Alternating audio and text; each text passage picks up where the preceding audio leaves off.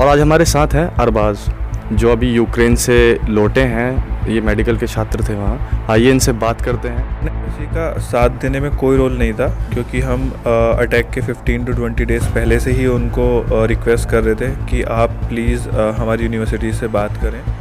जी, अभी जो जितने भी स्टूडेंट्स आ रहे हैं वो सब गवर्नमेंट की हेल्प से आ रहे हैं। उन्होंने कोई चार्ज नहीं लिया है किसी भी चीज़ का। उनकी जो सर्विस है प्लेन्स में या फिर बाहर वो अच्छी है, लेकिन इस सर्विस को उनको तेज़ी से बढ़ाना पड़ेगा। आप कहाँ रह रहे थे यूक्रेन में, किस जगह रह रहे थे? मैं यूक्रेन में था ईस्ट पार्ट में, क्योंकि वेस्ट पार्ट में वहाँ पे काफ़ी ज़्यादा प्रॉब्लम है, जैसे कि जो रशियन बॉर्डर्स के आसपास हैं। खार्किव क्योंकि बिल्कुल रशियन बॉर्डर के क्लोज में है।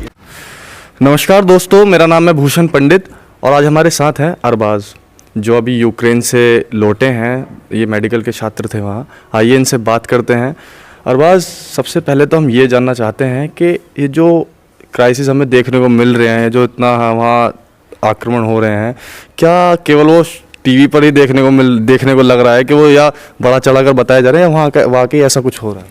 नहीं, स्टार्टिंग में तो ऐसा था कि जब यहाँ पे काफ़ी ज़्यादा न्यूज़ घर वाले देख रहे थे और वो बता रहे थे कि यूक्रेन में क्या सिचुएशन है, युद्ध की क्या वहाँ पे चल रहा है, तो सब यही था कि नॉर्मल था, सब कुछ नॉर्मल था। क्योंकि न्यूज़ वालों का काम है कि वो छोटी सी बात का भी ना बड़ा मुद्दा बना के दिखाते हैं। वही राई का पहाड़ जैसा सीन है।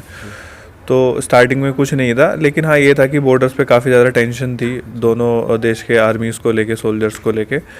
तो फिर यही था, हम काफ़ी कूल थे कि कोई प्रॉब्लम तो होने वाली है नहीं, क्योंकि ऐसा नहीं है कि किसी बॉर्डर पे टेंशन ना हो। ऑलमोस्ट हर बॉर्डर पे टेंशन होती है। बट जैसा भी था उस वक्त नहीं थी सिचुएशन, बट आफ्टर अटैक ये क्लियर हुआ कि हाँ सिचुएशन वर्स्ट है। और बाकी जो अभी वो लोग दिखा रहे हैं वो सही दिखा रहे हैं काफ़ी हद तक। आप कहाँ रह रहे थे यूक्रेन में, किस जगह रह रहे थे? मैं यूक्रेन में था ईस्ट पार्ट में, क्योंकि वेस्ट पार्ट में वहाँ पे काफ़ी ज़्यादा प्रॉब्लम है, जैसे कि जो रशियन बॉर्डर्स के आसपास हैं। खार्किव क्योंकि बिल्कुल रशियन बॉर्डर के क्लोज में है। कब्जे में भी। हाँ, सूमी है वहाँ पे, और डोनेस्क और लुगांस्क में वहाँ पहले ही उन लोगों ने अटैक करके उसको कब्जाया हुआ था। बाकी मैं बिल्कुल पोलिश बॉर्डर्स के पास में था, पोलैंड के बॉर्डर हुए, हंगरी, स्लोवाकिया। कौन सा ईयर चल रहा था? एक्चुअल में ये मेरा 5th ईयर है। बाकी लास्ट ईयर नहीं है, क्योंकि इंडिया में 5.5 ईयर्स होता है, बट यूक्रेन में 6 ईयर का वो कंप्लीट है। वहाँ पे सेमेस्टर्स होते हैं, टोटल 12 सेमेस्टर होते हैं। ये मेरा 10th सेमेस्टर है। 10th सेमेस्टर है जी। तो आपको कैसे खबर हुई और इंडियन एम्बेसी ने आपका कैसे साथ दिया, या आप कैसे यहाँ तक पहुँचे? इंडियन एम्बेसी का साथ देने में कोई रोल नहीं था, क्योंकि हम अटैक के 15 to 20 डेज़ पहले से ही उनको रिक्वेस्ट कर रहे थे कि आप प्लीज़ हमारी यूनिवर्सिटी से बात करें, क्योंकि हम लोग क्लासेस नहीं छोड़ सकते हैं। अगर हम एक भी क्लास छोड़ते हैं तो उसकी पेनल्टी होती है। इंडिया की तरह सिस्टम नहीं है कि आपको 75% अटेंडेंस हुई और आपका काम हो गया। वहाँ पे पूरी अटेंडेंस अटेंड करनी है। जी, वहाँ पे आप क्लास नहीं छोड़ सकते। इनकेस अगर आपकी क्लास छूटती है तो आपको उसका रिवर्क करना होता है। तो ये प्रॉब्लम थी। अब हम क्लास छोड़ के नहीं आ सकते थे, तो इसलिए हमने रिक्वेस्ट की और वहाँ पे ईमेल्स किए, एम्बेसी वालों से बात की, पीएम ऑफ इंडिया को ट्विटर किया काफ़ी ज़्यादा। लेकिन सब जगह से यही था कि उन्होंने सोचा हल्के में बात लेके कुछ नहीं होगा, और उन्होंने कोई एडवाइजरी जारी नहीं करी किसी भी तरह की। और उस दरमियान 15 to 20 डेज़ में फ़्लाइट्स भी अवेलेबल नहीं थी। काफ़ी कहने के बाद मुश्किल से मुश्किल आई थिंक 3 फ्लाइट अरेंज हुई थी, जिसमें से फर्स्ट जो फ़्लाइट थी वो 25 फ़ेब की थी, बट 24 को वहाँ पे अटैक हुआ और एयर स्पेस बंद हो गया, जिसकी वजह से काफ़ी बच्चे, इवन मेरी सिटी के भी काफ़ी बच्चे ऐसे थे जो कीव में फंस गए एम्बेसी के ही ऑफिस में, क्योंकि एयरपोर्ट पे ऑलमोस्ट अटैक हो चुका था, इमरजेंसी लग चुकी थी। तो वहाँ पे ये डिफ़िकल्टी आई।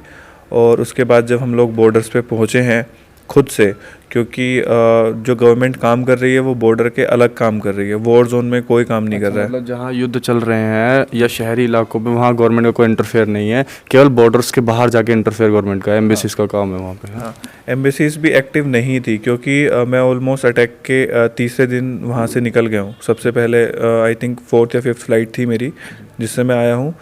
बाकी एम्बेसीज़ को काफ़ी ज़्यादा प्रेशराइज़ करने के बाद वहाँ से हमें रिस्पॉन्स मिला है, जब उन्होंने देखा कि बच्चे हर बॉर्डर पे 2000-3000 खड़े हुए हैं और बुरा हाल है बच्चों का, हो गया है, तब जाके उनका ध्यान दिया। जी, तब जाके उन्होंने बच्चों की हेल्प करना शुरू करी है, और वो भी बॉर्डर के उस पार से। अगर वहाँ पे NGOs ना हो रोमानिया के तो हो सकता है कि बच्चों को खाना भी ना मिले, क्योंकि एम्बेसी ने बहुत ही मतलब एक होता है ना ढील रखी है, उन्होंने बिल्कुल भी ध्यान नहीं दिया।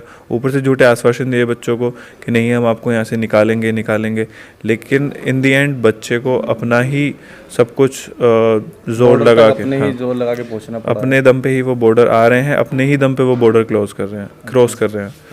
हाँ, बाकी एम्बेसीज अब शायद थोड़ा एक्टिव हो जाएं। यहाँ से कुछ लोग गए हुए हैं, इंडिया के मंत्री आपके वगैरह। कितने दोस्त अभी और वहाँ ऐसा फंस रहे हैं जो आपको मालूम? मेरी सिटी से मेरे सर्कल में जितने भी लोग थे वो सारे ऑलमोस्ट घर आ चुके हैं। आज की जो लास्ट फ्लाइट थी उसमें लगभग सभी आ गए हैं। तो मेरे जानने वाला तो वहाँ पे कोई नहीं है इतना, लेकिन मेरा एक फ्रेंड है खारकीव में, और मैंने उसकी वीडियो कल दूसरे न्यूज़ चैनल को भी दी है। उसने ट्रेन में चढ़ने की कोशिश की, क्योंकि इंडियन एम्बेसी ने बोला कि आप स्टेशंस पे जाओ, आपके लिए वहाँ पे ट्रेन्स अवेलेबल है, लेकिन उनको ट्रेन में भी चढ़ने नहीं दिया गया। मेरे पास वीडियो है, मैं आपको शेयर कर दूँगा, आप उसको अपने चैनल पे दिखा सकते हैं। और उनको पुश किया, मतलब जो भी वहाँ के लोकल्स थे उन्होंने धक्का दिया, उस बेचारे का बैग भी फट गया। और उन लोगों के पास सप्लाईज़ वगैरह भी नहीं है, क्योंकि इलेक्ट्रिसिटी नहीं है, बहुत मुश्किल में है वो। बहुत मुश्किल में। और सबसे बड़ी दिक्कत आती है कि टेम्परेचर, अब माइनस में टेम्परेचर होना बर्फ़ में बच्चों के लिए, हाँ, कितना डिफ़िकल्ट होगा। तो ये सारी परेशानियाँ हैं। एक शुरुआत में ये भी सुनने में आया कि भाई फ़्लाइट्स के किराए डबल हो गए हैं, बढ़ गए हैं, तो क्या अब भी वही स्थिति है? स्टार्टिंग में उन्होंने जब 3 फ्लाइट्स अरेंज कराई थी तो उसमें यही था, नॉर्मल जो फेयर होता है वो 25,000 टू 30,000 में वन वे होता है, लेकिन उन फ्लाइट के charges 80,000, 1 lakh, more than 1 lakh था, तो अप्रोक्स 3 टाइम्स ज़्यादा हो गया।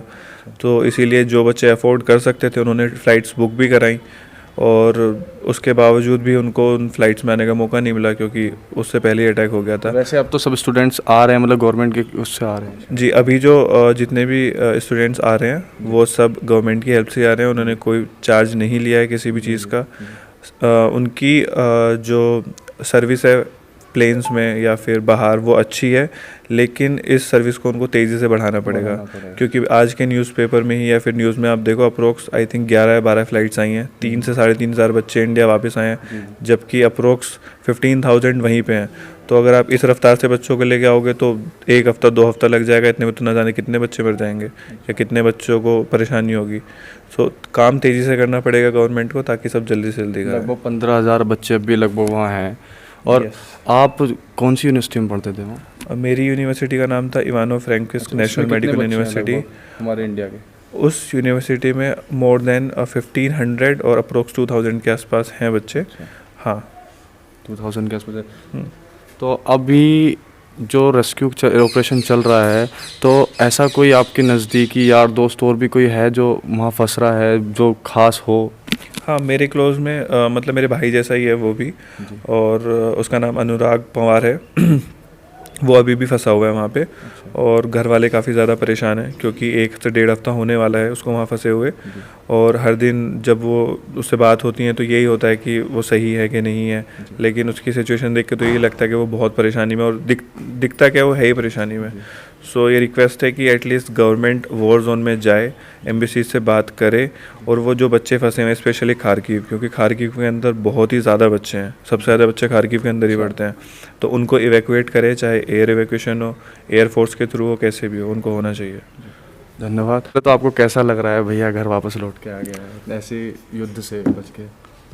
भाई जब तक वहाँ पर था तो बहुत ज़्यादा दिक्कत हो रही थी जी रात को नींद भी नहीं आ रही थी। जी, वाकई नहीं आ रही होगी। अब घर पर आया तो बहुत अच्छा लगा, बहुत सुकून मिल रहा है। अच्छा, तो बातें होती थी जब वहाँ थे? बातें होती थी तो बहुत ज़्यादा दिक्कत में होते थे उस टाइम ये लोग। अच्छा अच्छा वहाँ पे -2 डिग्री दिन में टेम्परेचर था, और रात को -10 डिग्री तक पहुँच गया था। अच्छा। जिस टाइम में वहाँ पे सादे कपड़ों में थे, अपना सिंगल जैकेट, एक पैंट, और ओढ़ने के लिए कुछ भी नहीं था, प्लेन में खुले में ऐसी थे। तो फ़ोन वोन करने की समस्या, फ़ोन भी डाउन हो जाते होंगे, खाने पीने की समस्या भी हो रही? जी, फ़ोन इनका डाउन हो गया था, लेकिन बैटरी का इन्होंने किसी